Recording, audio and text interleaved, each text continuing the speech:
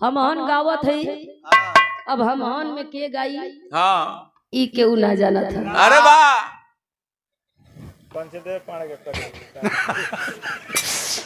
हाँ केहू ना केहू हमहनों में गईबे करे ऐसा ना।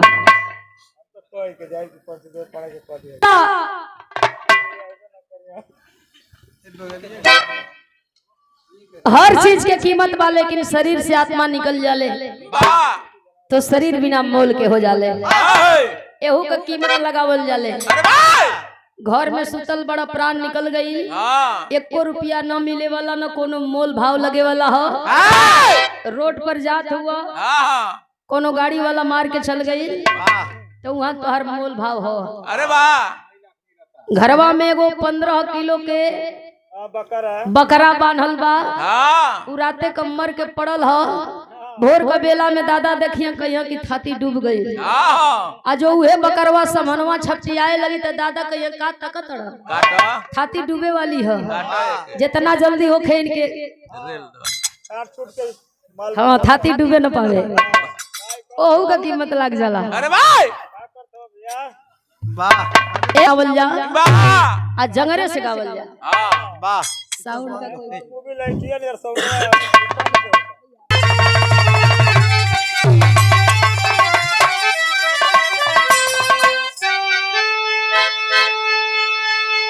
बड़ा सुंदर भाव हो। वाह अरे दशरथ चले गए सुरधाम, बन से अवधि आए श्री राम। पिंडदान किए फिरते रही काल इंतजार।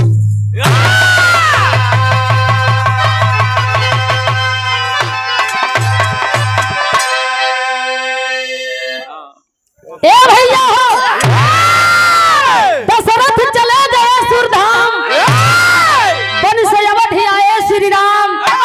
पिंडदान किए फिरते रही का इंतजार। बड़का बेटवा राम के वियोग में बाबूजी मर गईलन, प्राण उड़ गईल। 14 वर्ष बिता के रावण के मार के लंका का विजयी हो गया, अयोध्या वापसी कैलन। आज जब अयोध्या वापसी कैले हुआ तब अपने बाबूजी का काम करे का तैयारी कैले हुआ, भोजन करावल चाहत हुआ।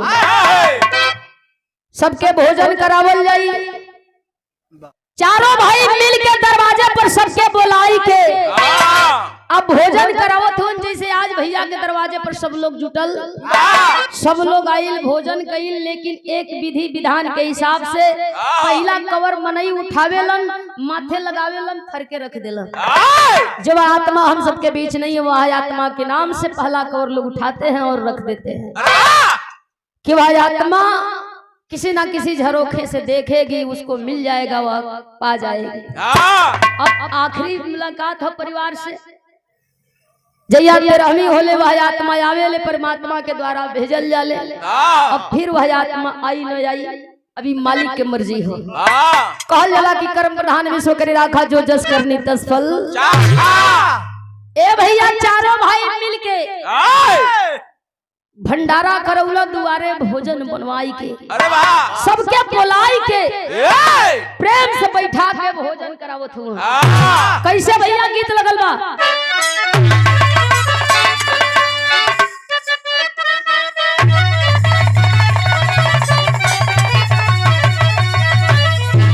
थोड़ा बढ़िया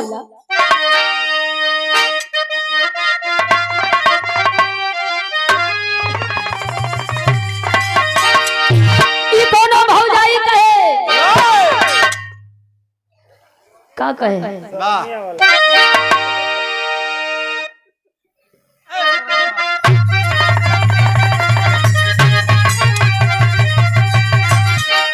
अरे सलंगिया वाले को डेरावा, इतना सुगर भगवान बनौले हूँ। ये गोबर माटी खाए खातिर।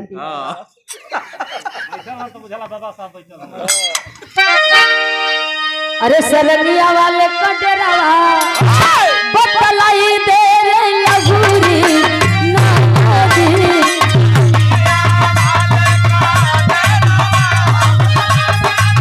क्या बात है।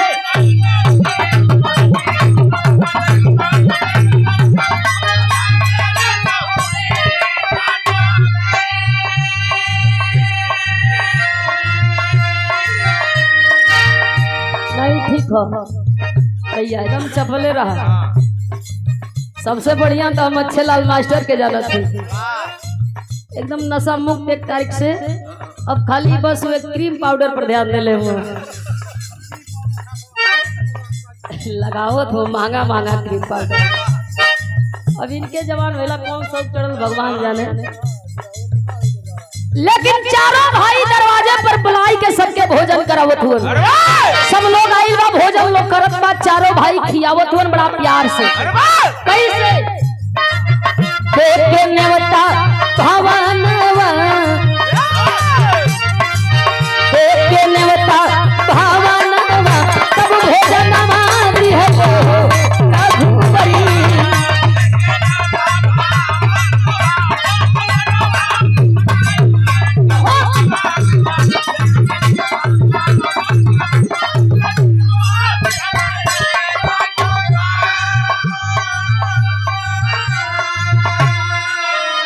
बात बचा रही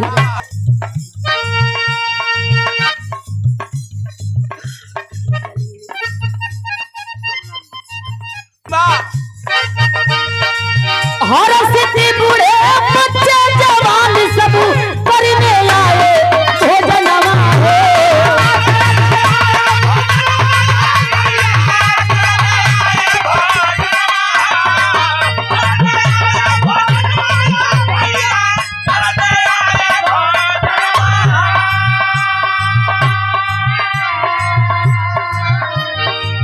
उसी समय शिव रूप बदल के बैठल मार के आसनवा हो।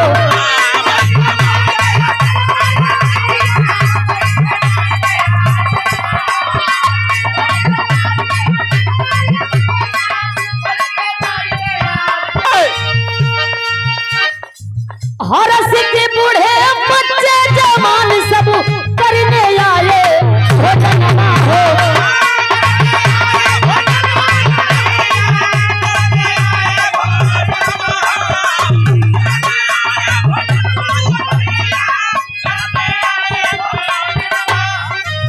उसी समय शिव रूप बदल के बैठल मार के आसनवा हो।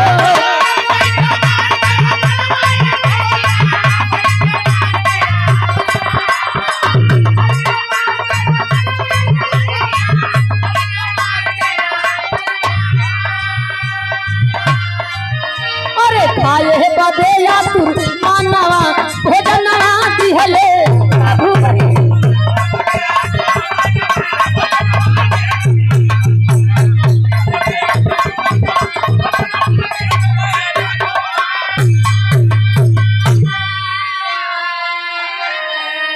खाए बदे या तुर मनवा भोजनवा दिहले रघुबर। राजा दशरथ के आत्मा के विदाई में सब देवी देवता ऋषि मुनि जुटल हुआ। चारों भाई बड़ा प्यार से बैठा के दरवाजे पर भोजन करावत हुआ।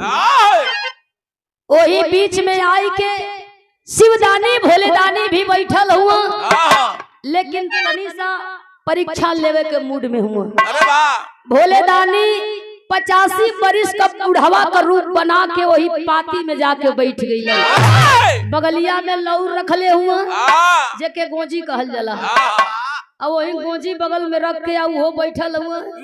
शरीरिया गनगन गनगन कापत ह, हड्डी चाम छोड़ देले ह। भगवान राम गइलन, नजर पड़ल, मने विचारे लगल। सबके न्योता दे के बोलौले चिन्हते जानत बानी, लेकिन ई के हो। भगवान राम के तनी शंका समाइल ह। आ जब शंका समाइल ह, भगवान राम जब ध्यान लगौल ह तो देखत हुआ त्रिलोकीनाथ शिवदानी भोलेदानी बुढ़वा का रूप बना के बैठल हुआ। बात के समझ गईला भगवान राम, मने मने सोचत हुआ कि ई आइल हुआ हमार परीक्षा लेवे। जब ही हमारे संगे चीटिंग करत हुआ तो तनी साइन से हम मजा ले ले। भगवान राम थाली में भोजन नहीं परोसलन, बिन थाली में भोजन परोसे 4 कदम आगे बढ़ल हुआ। जब 4 कदम आगे बढ़ गई खड़ा हो गई गोजी लेके कलक का हो राजा दशरथ का बेटवा राम अरे वाह इतना लोगन के दुआरे बुलौले हुआ खाली हवा पानी फोग चलत ह खूब जलसा हम ना लौकत है कि हमार थरियवा ना लौकत ह कम से कम हमें भोजन करा लेता।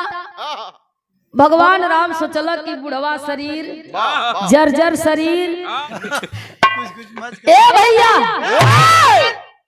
शिवदानी भोलेदानी ललकारे लगलो कल की काहे कराम का बोलौले हुआ जब खियावे का तो है व्यवस्था न हो। भगवान राम घूम के कहला कि जर्जर शरीर बुढ़वा का शरीर अरे बड़ा बुढ़ौती में खइया तो 2 पूरी खइया 5 पूरी थरिया में डाल दिहल। भगवान राम जाए लगलो शिवदानी भोलेदानी गुस्सा में लाल हुआ आंख लाल लाल कैले हुआ कल खियावे के ढंग से खियाला मजाक भारी पड़ जाई। भगवान राम घूम के अइला कला प्रभु आप खाई हम खियाई ई सोचत हो कि खइहा तो कितना खइहा 5 पूरी ले 6 पूरी ले 10 पूरी खइहा। शिवदानी भोलेदानी खाए लगला भगवान राम खियावे लगला। यही परीक्षा की घड़ी शुरू भइल ह। चारों भाई बैठल हुआ आ चारों भाई खियावत हुआ आई खात हुआ। जब बे अखिया झपके जब बे पलक नीचे गिरे तब बे पूरी खत्म। जब बे पलक नीचे गिरी तब बे सब्जी खत्म।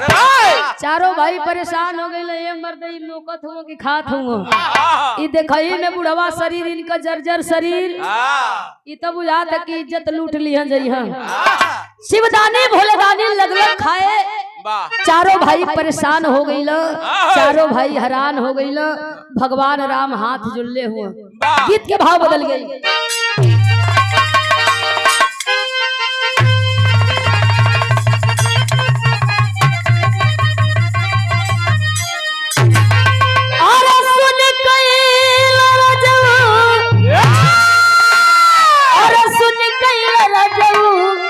कचौड़ी गली सुन कैला रजऊ ओही मिर्जापुर के किला दूल्हा जारी हो कचौड़ी गली सुन कैला रजऊ।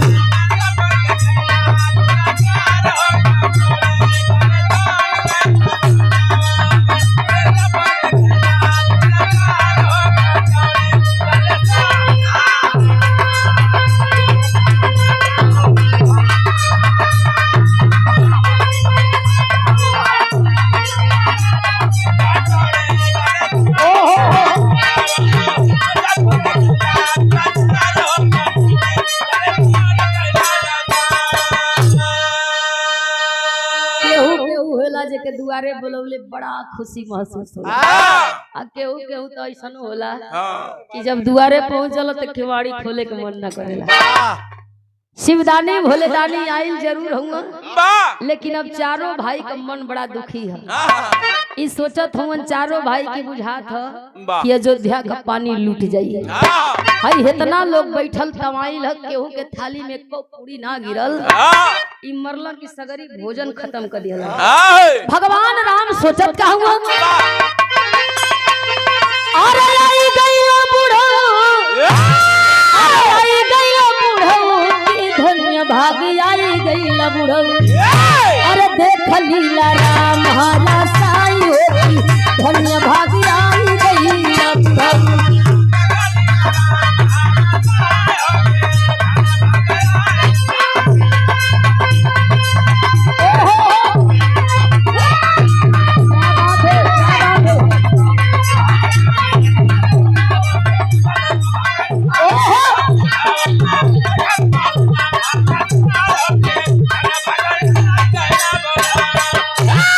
में से ही सम्मान कर में प्रधान होला नहीं मनई के देख के मनई जरत हूँ केहू के दुआरे बोलवले पर नहीं जाइला चाहता नहीं बैठलन भोजन करे इतना भोजन कैला जवन भंडारा रहले भोजन बनावे वाला अब वो कसम क्रिया खा लेला कि जियत जिंदगी रही तो सट्टा ना लिखाई आ लिखाईबो करी तो दूसरा का लिखा जी अयोध्या का ना लिखाई। चारों भाई हाथ जोड़ला कला हे प्रभु जिंदगी बकसदा हमहन अपने घरे दुआरे जाल जा वाह छरियाइल तो उतना हम भंडारा जितना ही छरियाला कबो कबो एकदम छरियाइल हुआ कि अमान का हिसाब करा जल्दी। भगवान राम कहला कि 2 मिनट तू लोग चल जीव बतिये बिगड़ जाई। 2 मिनट इनके कैसो भूलवाइला हम यूं गईली या यूं गईली भाग के भगवान राम गईलम माई पार्वती की आगे हाथ जोड़ के खड़ा भइला। कतनो हराम मर्द हो खाली एक बार मेहरारू का नाम ओकरे सामने ले ला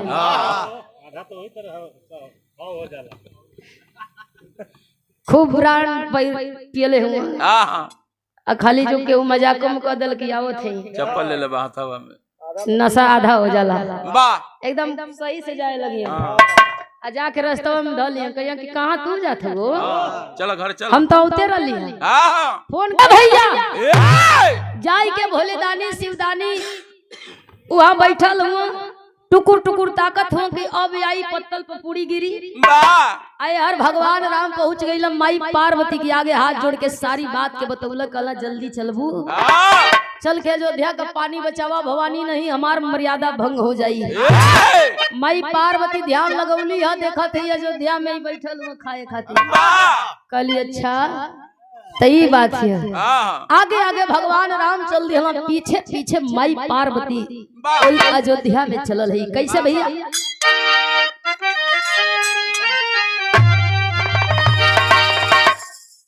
बदल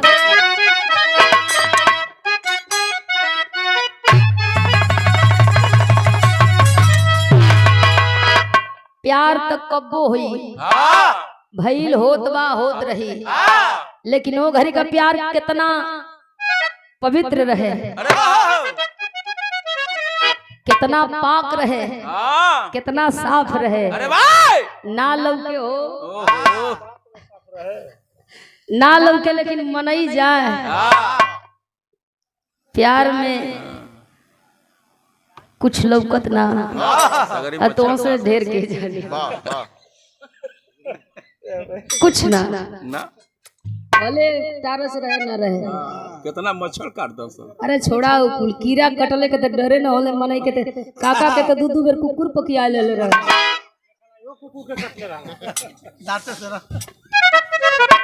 ई होला प्यार ओ घरी स्वर्गीय रामदेव गुरु जी अपने जवानी में गीत के गौले रहल कैसे अरे गोरिया रे ए धनिया मुश्किल बजीना तेरी गली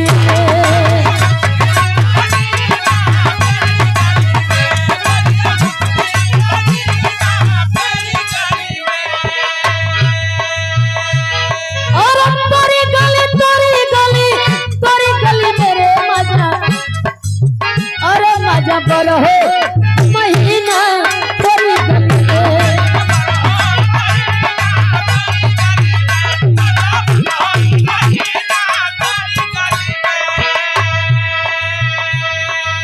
अरे चल के माता भवानी पानी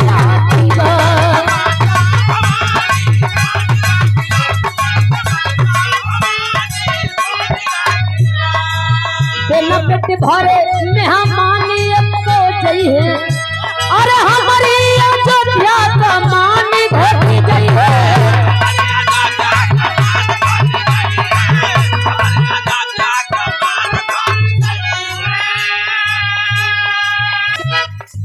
अरे चल के माता भवानी पानी राखी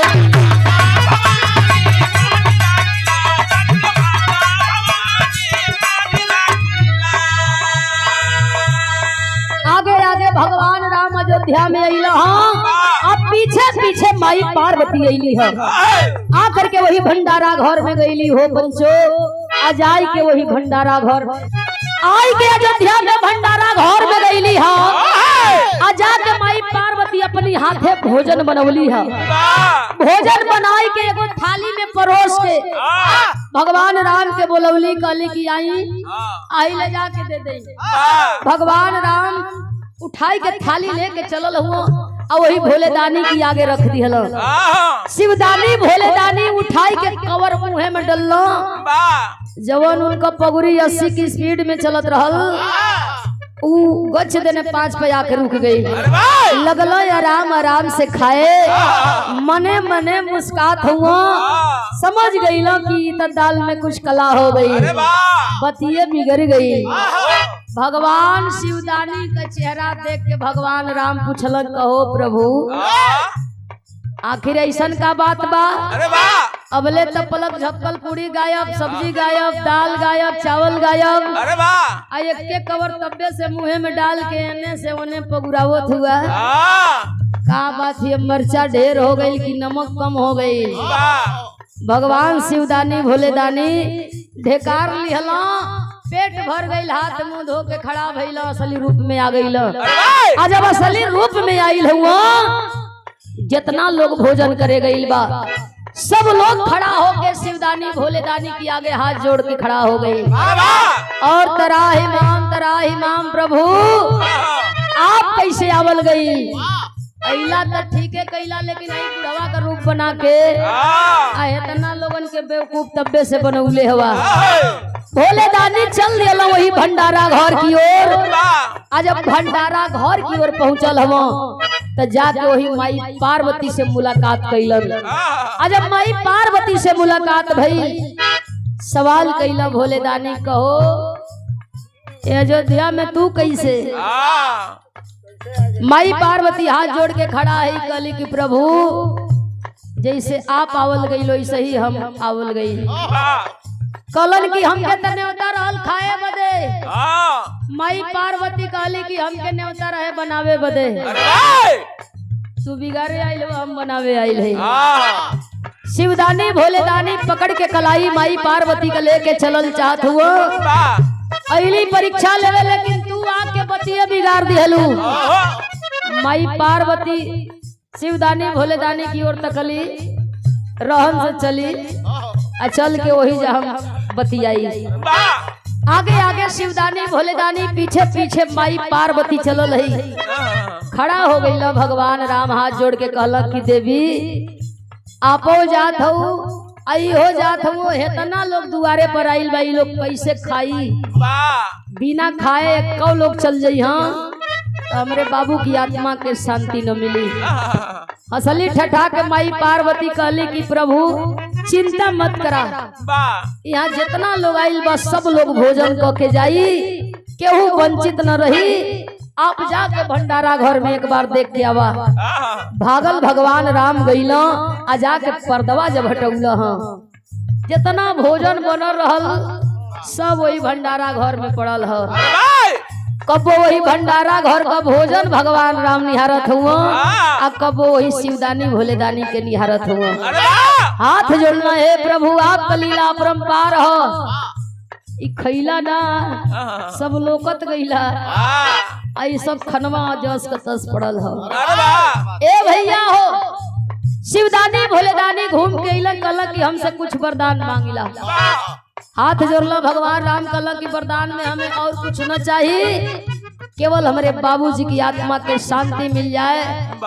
यह नीति बा, बेटा बड़ होला तब बाबू का और माई का दाह करेला, तीर लेला, 13 दिन का 13 पिंडा अर्पित करेला। लोग बतावेला माई बाप खातिर स्वर्ग के द्वार खुल जाला। या तो बड़ा बेटा का फर्ज होता है या तो छोटा बेटा का फर्ज होता है। बेटा मुखयाग्नि दई, माई बाबू का शरीर धाए धाए जरी। भगवान राम का बात सुन के शिवदानी भोलेदानी चले लगल। कल कुछ तो मांगिला, कल कि हमें कुछ ना चाहिए, आप देवले चाहत हुआ तो हम मांगब। लेके चलल वन शिवदानी भोलेदानी माई पार्वती के आखिरी गीत लगल है भैया।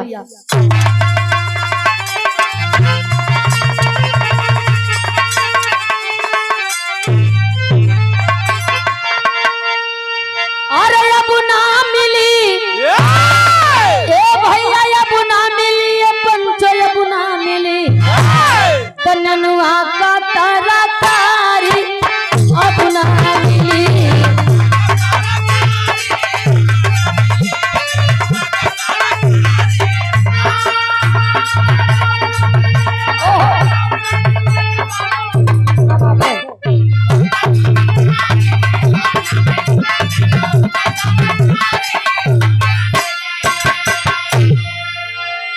ऐसे चलल हुआ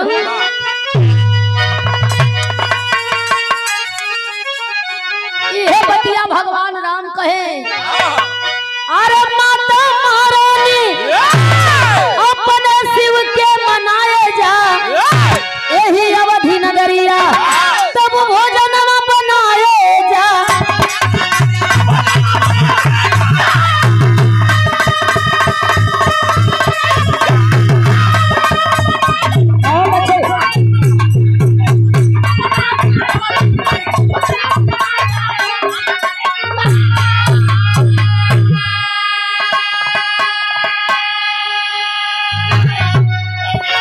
बनी के अन्नपूर्णा सती भोजन बनवली और तृप्त हुए राम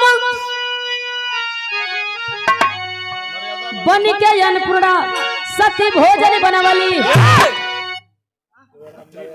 मर्यादा बचौली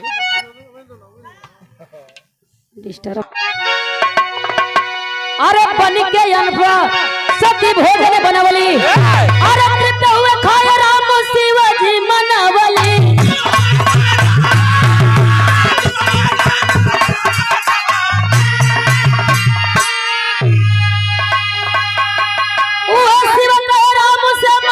फरमाया जा अरे अवधि नगरिया तुम भोजन बनाए।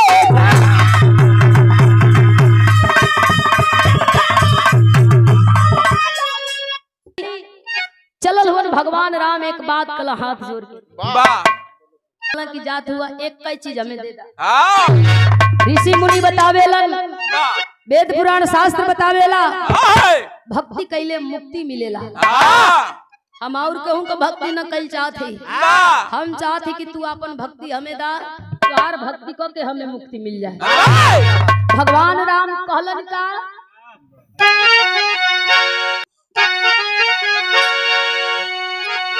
भगवान राम कहत का हुआ कहे श्री राम चाहे भक्ति का खजनवा अरे सेवा में चाहे प्रभु तुहरे चरणवा।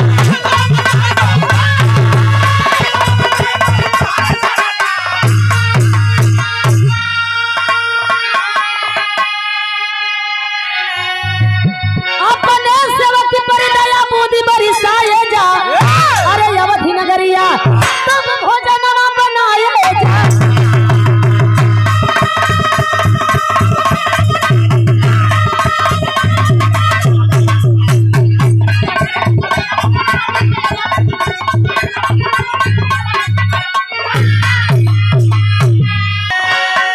शिवदानी भोलेदानी भोजन किए और चल दिए वरदान दिहलन की जा भक्ति से मुक्ति मिली। हर इंसान के 2 मिनट का समय निकाल के भक्ति करे के चाहिए। जिसने निराकार को भज लिया आवागमन से मुक्ति मिल गई। लोगों के पौलगी है शिवदानी भोलेदानी माई पार्वती के लेके चल दिहलन और भगवान राम अपने भाई समेत जितना लोग आयल सबके भोजन करा के विदा कैलन। 13 दिन का गण के 13 पिंडा अर्पित कैला भोजन करौला सबके विदाई कैला। राजा दशरथ की आत्मा के शांति मिलल। कहल जाला कि बेटी धनवान हो विद्वान हो बलवान हो बेटी के हाथ से पिंडदान दिलवाइएगा द्वार बंद हो जाई। बेटी के हाथ से मुखाग्नि दिलवाइएगा शरीरिया न जरी न बरी। यही तो रूल है रीत है। बेटा के हाथ से मुखाग्नि दिलवाया जाता है और वही बेटा तीर लेकर 13 दिन का गण के 13 पिंडा अर्पित करता है। माई बाप को शरीर जीवन हत्तर जाले।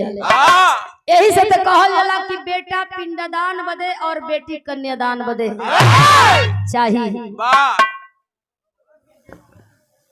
कहल जाला कि शमशान घाट सब मने बराबर शान मने घमंड और घाट मने जहाँ जाके सबके जड़ के बुता के राखी हो जाएगा वही का नाम बा शमशान घाट। वही घाट पर जाके 4 दिन फेरा लगेब रोज रखिए देखे के मिली चिन्हना पैब कि कौन रखिया गड़ी छोड़ा वाली हो कौन बंटी बबली वाली है कौन बंटी बबली वाली वहाँ न चिन्हाई जेके कहल जाला शमशान घाट।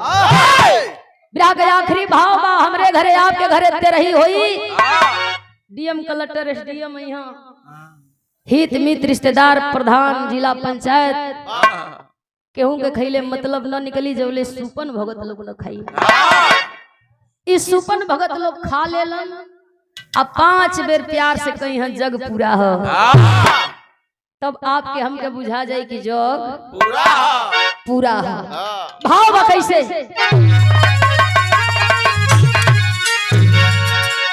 गुरु परेश राम लाल गुणकारी अरे राम कवि चंद्रिका कसीचे फुलवारी